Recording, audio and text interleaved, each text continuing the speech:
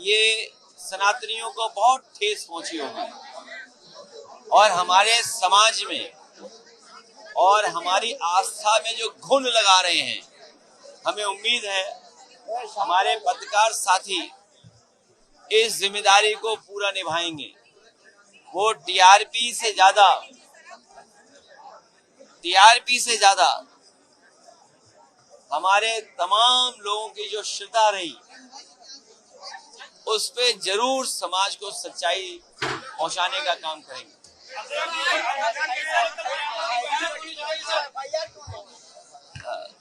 जिस प्रदेश में नौकरी रोजगार के लिए आईआईटी बनना था, वहाँ एसआईटी बन रही है।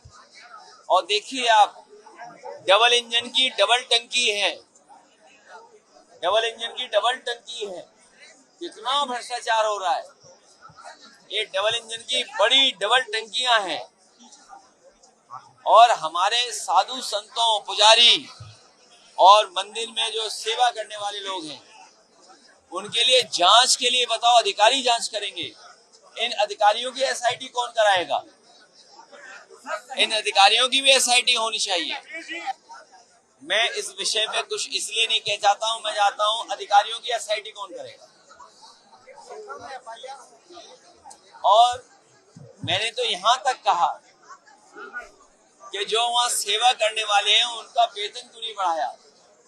महीने का लाखों वेतन होता तो शायद उन्हें इस दिशा में नहीं सोचना पड़ता। उन्हें महीनों में उनका वेतन बढ़ाना चाहिए। अगर वेतन बढ़ा होता, सरकार ने वेतन बढ़ाया होता या उनको सुविधाएं दी होती या सम्मान दिया होता, अगर उन्हें सम्मान दिया होता और वेतन और सुविधाएं दी होती, तो हमारे जो सेवा करने वाले हैं, जो आस्था को रखवाली करने वाले हैं, उनके साथ ऐसा व्यवहार, ऐसा कदम नहीं उठाता कोई।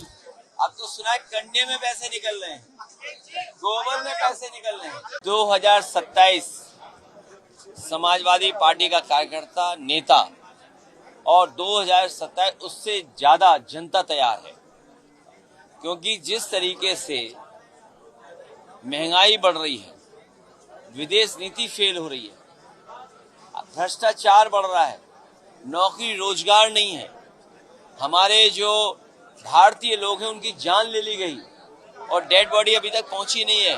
घर परिवार के लोग अंतिम दर्शन करना चाहते हैं। तो सोचो, जो विश्व गुरु की दिशा में जा रहे थे, विकसित भारत की दिशा में जा रहे थे, डीजल पेट्रोल में मिलावट करके इन्हें सस्ता करना पड़ रहा है।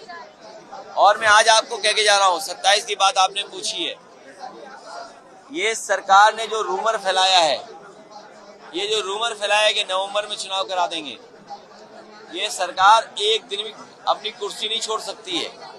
लेकिन इनको डर है कि जब गेहूं की फसल आएगी तो डीएपी कहां से लाएंगे। जब गेहूं की फसल आएगी तो खाद और डीएपी कहां से लाएंगे। इसलिए ये अपने सर्वे करा रहे हैं। हर विधानसभा में इनके सर्वे के लोग पहुंच गए हैं। वो सर्वे कर रहे हैं कि अगर नवंबर में चुनाव करा दें तो कितनी सीटें जीतेंगे, क्योंकि इन्हें पता है खाद ये नहीं दे पाएंगे। जब किसान को खाद नहीं मिलेगी तो अभी तो डीजल पेट्रोल महंगा हुआ है, नौकरी पे सवाल खड़े हुए हैं, चंदा चोरी का और चढ़ावा चोरी का सवाल खड़ा हो गया और विदेश नीति फेल हो गई है, ईरान से तेल नहीं आ रहा है। तो ये जो संकट आ रहा है, इसके लिए इन्होंने हर विधानसभा में 5-5 सर्वे करने वाले लोग भेजे हैं।